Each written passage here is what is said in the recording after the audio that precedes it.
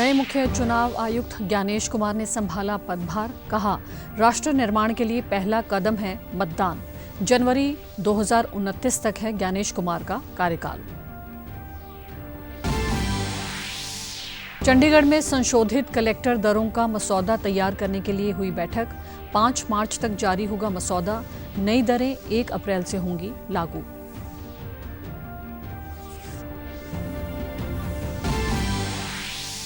और चंडीगढ़ में राष्ट्रीय भूस्थानिक ज्ञान आधारित भूमि सर्वेक्षण नक्शा कार्यक्रम का हुआ शुभारंभ। बुड़ैल, कझेड़ी, अटावा, सारंगपुर और पलसोरा का बनेगा डिजिटल नक्शा। नमस्कार, चंडीगढ़ से आपका स्वागत है। मैं हूं भानुप्रिया। अब समाचार विस्तार से।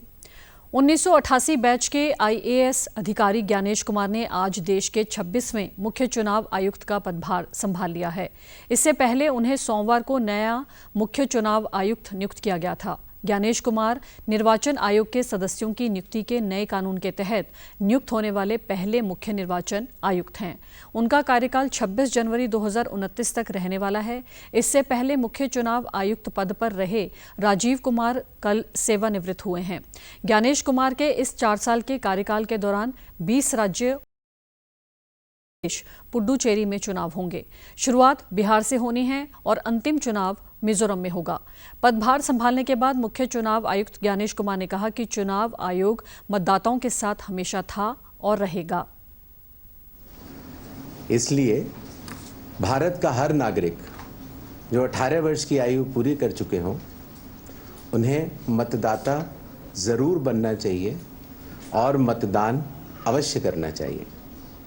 भारत के संविधान लोक प्रतिनिधित्व कानूनों, नियमों और उनके अंतर्गत जारी निर्देशों के अनुरूप चुनाव आयोग हमेशा मतदाताओं के साथ था, है और रहेगा।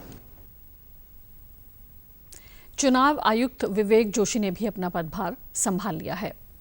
पंजाब के मुख्यमंत्री भगवंत सिंह मान ने कल चीमा में नए बने सब तहसील कॉम्प्लेक्स और अस्पताल तथा सरदूलगढ़ के तहसील कॉम्प्लेक्स का औचक दौरा किया, ताकि जमीनी स्तर पर दी जा रही नागरिक केंद्रित सेवाओं का मौके पर जाकर जायजा लिया जा सके।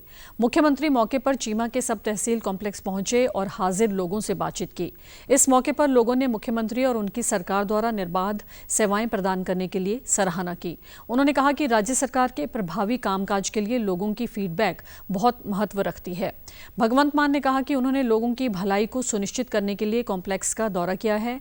मुख्यमंत्री ने कहा कि इस दौरे का उद्देश्य अधिकारियों में कोई नुक्स नहीं निकालना है, बल्कि सरकारी दफ्तरों में काम को और सुचारू बनाना है।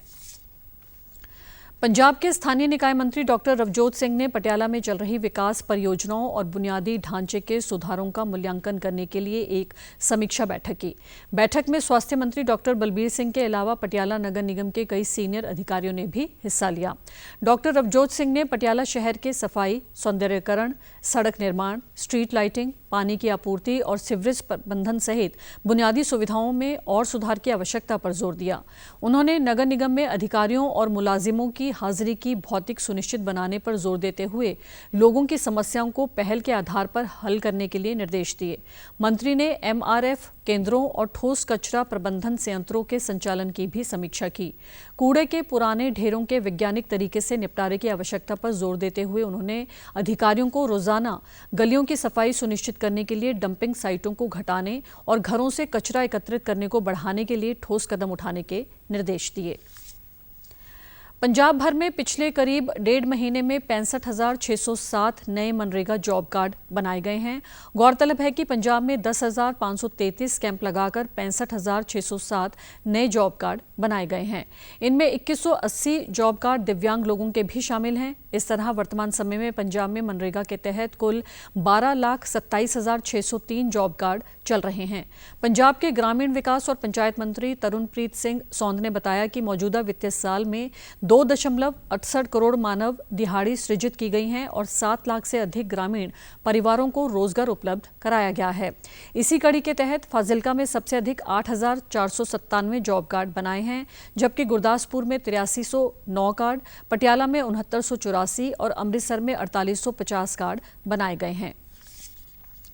चंडीगढ़ के जिला उपायुक्त निशांत कुमार यादव की अध्यक्षता में कलेक्टर दरों में संशोधन के लिए गठित समिति की बैठक आयोजित की गई। इस बैठक में भूमि अधिग्रहण, पुनर्वास सहित मुआवजा और पारदर्शिता के अधिकार पर विचार विमर्श किया गया, जो शहर में संपत्तियों के मौजूदा बाजार मूल्य को निर्धारित करने में महत्वपूर्ण है। इसी के आधार पर शहर की संपत्तियों के लिए संशोधित कलेक्टर रेट का मसौदा तैयार किया जाना है। यह मसौदा 5 मार्च तक प्रकाशित किया जाएगा और इसके बाद सुझाव मांगे जाएंगे। लोग 20 मार्च तक उपायुक्त कार्यालय में अपने सुझाव दे सकते हैं। समिति इन सुझाव की समीक्षा कर मसौदे को अंतिम रूप देगी और संशोधित दरें 1 अप्रैल से लागू होंगी। गौरतलब है कि चंडीगढ़ में कलेक्टर दरें आखिरी बार 2021 में संशोधित की गई थी। केंद्र सरकार के निर्देश पर कल चंडीगढ़ में राष्ट्रीय भूस्थानिक ज्ञान आधारित भूमि सर्वेक्षण नक्शा कार्यक्रम का शुभारंभ हुआ। इसका उद्देश्य शहरी और अर्ध शहरी क्षेत्रों के भूमि अभिलेखों के सटीक मानचित्रण और अपडेशन को सुनिश्चित करना है। इसे 26 राज्यों और 3 केंद्र शासित प्रदेशों के 152 शहरी स्थानीय निकायों में लागू किया गया है। राष्ट्रीय कार्यक्रम मध्य प्रदेश के रायसेन में आयोजित हुआ। इसकी अध्यक्षता मध्य प्रदेश के मुख्यमंत्री डॉक्टर मोहन यादव ने की, जबकि केंद्रीय मंत्री शिवराज सिंह चौहान मुख्य अतिथि रहे। चंडीगढ़ इस राष्ट्रीय पहल का अहम हिस्सा बना है। इस मौके पर चंडीगढ़ के मुख्य सचिव राजीव वर्मा और गृह सचिव मुख्य अतिथि थे। नक्शा कार्यक्रम के तहत चंडीगढ़ के 5 गांव बुड़ैल, कझेड़ी, अटावा, सारंगपुर और पलसोरा को सर्वेक्षण के लिए चुना गया है, जिसके तहत इनका डिजिटल नक्शा बनेगा। आगे चलकर शहर के अन्य शहरी क्षेत्रों में भी इस सर्वेक्षण का विस्तार किया जाएगा। कार्यक्रम में सर्वे ऑफ इंडिया ने नक्शा कार्यक्रम की कार्यप्रणाली पर एक विशेष प्रस्तुति दी, जिसमें प्रयोग की जा रही उन्नत तकनीकों और नागरिकों को होने वाले फायदों पर प्रकाश डाला गया। इसके अलावा नक्शा कार्यक्रम पुस्तिका का विमोचन भी किया गया, जिसमें इस योजना और इसकी कार्यप्रणाली की विस्तृत जानकारी दी गई है। पंजाब में वस्तु एवं सेवा कर जीएसटी आधार का विस्तार करने के लिए सरकार की ओर से किए जा रहे प्रयासों से पिछले 2 सालों में 79,000 से अधिक करदाता शामिल हुए हैं।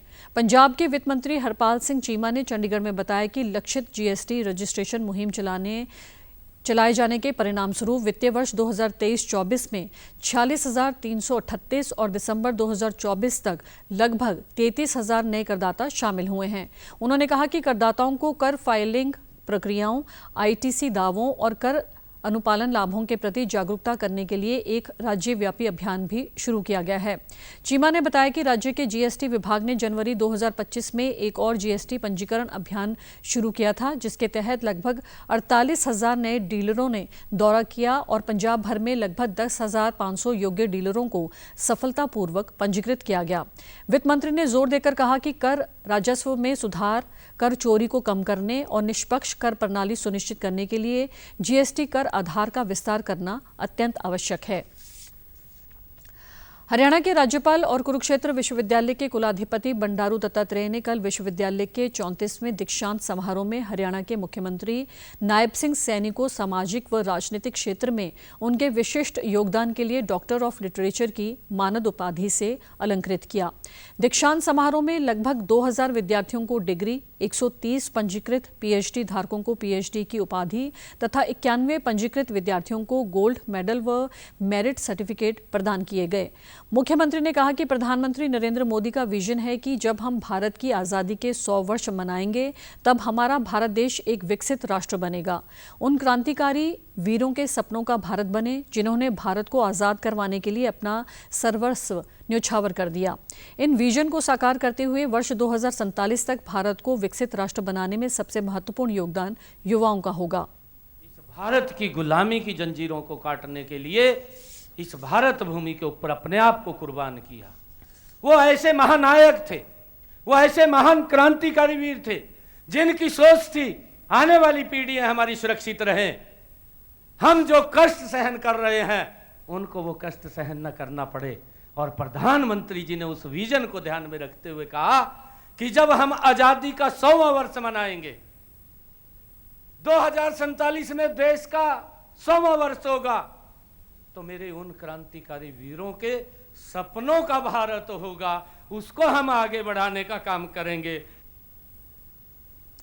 मुख्यमंत्री ने पीएचडी की उपाधि से विभूषित और पदक प्राप्त करने वाले विद्यार्थियों को बधाई एवं शुभकामनाएं देते हुए कहा कि ये केवल डिग्री नहीं बल्कि आपकी मेहनत का सम्मान है। उन्होंने विद्यार्थियों के अभिभावकों व संकाय सदस्यों को भी बधाई दी। उन्होंने इसरो के पूर्व अध्यक्ष डॉक्टर एस सोमनाथ को विश्वविद्यालय द्वारा मानद उपाधि और गोयल पीस प्राइज से सम्मानित करने पर बधाई एवं शुभकामनाएं दी। हरियाणा ने शिक्षा, खेल, सांस्कृतिक, शोध और औद्योगिक क्षेत्र में प्रगति कर देश में एक अग्रणी राज्य के रूप में अपनी एक अलग पहचान बनाई। इस पहचान में कुरुक्षेत्र विश्वविद्यालय का महत्वपूर्ण योगदान है। पहचान है, केवल डिग्री नहीं है, यह आपकी मेहनत का सम्मान है। हमारे भारत के हीरो जिन्होंने भारत का गौरव ऊंचा किया है, ऐसे विश्वविख्यात वैज्ञानिक डॉक्टर एस सोमनाथ जी आज हमारे कुरुक्षेत्र यूनिवर्सिटी में, उनको मानद उपाधि से और गोयल पीस प्राइज से सम्मानित किया गया है। इसके लिए मैं इनको भी बहुत बहुत बधाई और शुभकामनाएं देता हूं। मुख्यमंत्री ने कहा कि 2014 से पहले हरियाणा में ऐसा माहौल था कि युवाओं को सरकारी नौकरी प्राप्त करने के लिए विधायक, मंत्री या मुख्यमंत्री तक के चक्कर काटने पड़ते थे। हमारी सरकार ने पारदर्शिता के साथ बिना पर्ची, बिना खर्ची युवाओं को केवल योग्यता के बल पर सरकारी नौकरियां प्रदान की हैं। राष्ट्रपति द्रौपदी मुर्मू ने कहा है कि कतर के साथ भारत के संबंध सदियों पुराने हैं और वह भारत के साथ पश्चिम एशिया के वाणिज्यिक और सांस्कृतिक संबंधों का अभिन्न हिस्सा रहा है। कल राष्ट्रपति भवन में कतर के अमीर शेख तमीम बिन हमद अल थानी का स्वागत करते हुए राष्ट्रपति ने इस बात पर जोर दिया कि दोनों देशों के बीच बहुपक्षीय कार्यक्रम और सहयोग सहजता और सद्भावना की गहरी भावना से जुड़े हैं। उन्होंने कहा कि दोनों देश व्यापार, निवेश, खाद्य, सुरक्षा, स्वास्थ्य, संस्कृति और ऊर्जा के क्षेत्र में विश्वसनीय भागीदार हैं। राष्ट्रपति ने यह भी सुझाव दिया कि भारत और कतर को नवाचार, प्रौद्योगिकी और स्टार्टअप में सहयोग बढ़ाने के लिए अपनी शक्तियों का लाभ उठाना चाहिए। उन्होंने कहा कि दोनों देशों को न केवल भारत बल्कि पूरे विश्व में शांति, प्रगति और संपन्नता के लिए मिलकर काम करना चाहिए। दोनों नेता इस बात पर सहमत हुए कि भारत और कतर के संबंधों को सामरिक भागीदारी के स्तर पर लाने से दोनों के करीबी जुड़ाव की कार्य योजना तैयार होगी। राष्ट्रपति ने कतर के अमीर के सम्मान में रात्रि भोज का आयोजन भी किया। हरियाणा पुलिस द्वारा लोगों को साइबर ठगों के चंगुल से बचाने के लिए तैयार की गई प्रभावी रणनीति के उल्लेखनीय परिणाम आने शुरू हो गए हैं। जनवरी 2024 की तुलना में जनवरी 2025 में साइबर ठगों द्वारा ठगी गई राशि में 14 करोड़ रुपए की गिरावट दर्ज की गई है।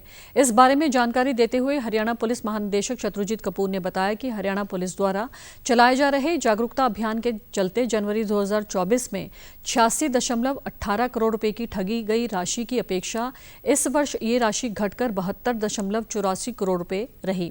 हरियाणा पुलिस ने साइबर अपराधियों के खिलाफ सख्त कार्रवाई करते हुए जनवरी 2025 में 4 गुना से भी अधिक अपराधियों की गिरफ्तारी की है।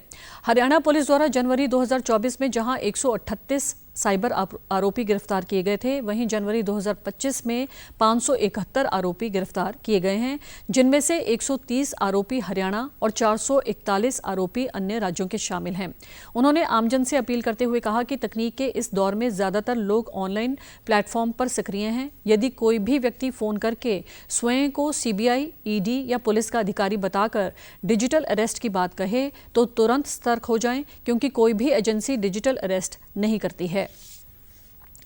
आज पूरे देश में छत्रपति शिवाजी महाराजा की 395वीं जयंती धूमधाम से मनाई जा रही है, जिसे लेकर विशेष तौर पर महाराष्ट्र में आयोजन किए जा रहे हैं। छत्रपति शिवाजी महाराज के जन्म स्थान शिवनेरी किले में भी एक दिवसीय कार्यक्रम आयोजित किया गया है। इस मौके पर नागपुर में लोगों ने ढोल नगाड़ों के साथ जश्न मनाया। प्रधानमंत्री नरेंद्र मोदी ने छत्रपति शिवाजी महाराज की जयंती पर उन्हें श्रद्धांजलि दी। उन्होंने सोशल मीडिया एक्स पर अपने संदेश में लिखा, छत्रपति शिवाजी महाराज को उनकी जयंती पर श्रद्धांजलि अर्पित करता हूं। उनके पराक्रम और दूरदर्शी नेतृत्व ने स्वराज्य की नींव रखी, पीढ़ियों को साहस और न्याय के मूल्यों को बनाए रखने के लिए प्रेरित किया। पीएम मोदी ने एक्स पर छत्रपति शिवाजी महाराज की जयंती पर एक वीडियो भी साझा किया। छत्रपति शिवाजी महाराज ये सिर्फ नाम नहीं है, ये सिर्फ राजा महाराजा राजपुरुष मात्र नहीं है। हमारे लिए छत्रपति शिवाजी महाराज आराध्य देव है। हमारे लिए हमारे आराध्य देव से बड़ा कुछ नहीं होता है।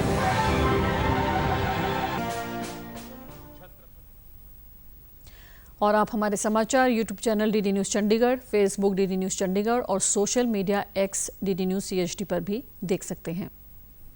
इसी के साथ चंडीगढ़ से समाचारों का सिलसिला समाप्त होता है। नमस्कार।